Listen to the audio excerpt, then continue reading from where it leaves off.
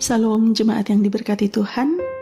Renungan harian Suluh Injil hari ini tanggal 15 Agustus tahun 2026 terambil dari kitab Yunus pasal 1 ayat 15 sampai 17.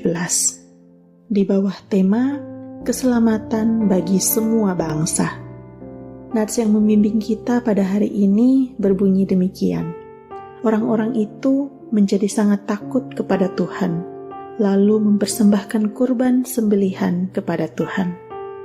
Umat Tuhan, keberanian Nabi Yunus dan orang-orang di kapal untuk membuang Yunus keluar dari kapal tampak sebagai perbuatan buruk. Bayangkan jika hal ini terjadi hari ini. Namun, tindakan ini merupakan titik balik kisah pelarian Yunus. Membuang Yunus ke tengah laut menyatakan bahwa tanpa kita sadari, ada kalanya tindakan kita beririsan langsung dan sejalan dengan intervensi Tuhan. Renungan firman ini mengajak kita menyadari bahwa tindakan kita tidak pernah kebetulan jika sejalan dengan misi Tuhan. Kitab Yunus menyaksikan tentang rencana penghukuman Tuhan atas bangsa Niniwe yang berakhir dengan penyelamatan.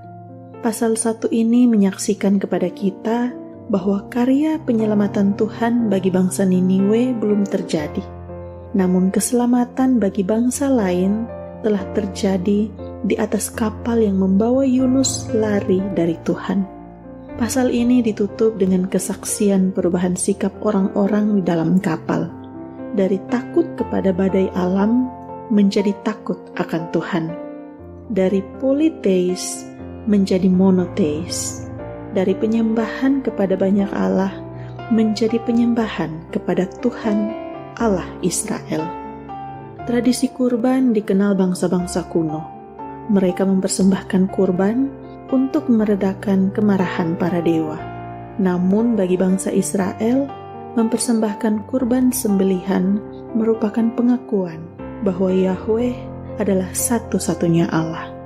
Yunus telah membawa banyak orang dari bangsa lain menyembah Tuhan. Kisah Nabi Yunus di pasal ini mengajarkan kita banyak kemiripan dengan kisah di dalam Perjanjian Baru.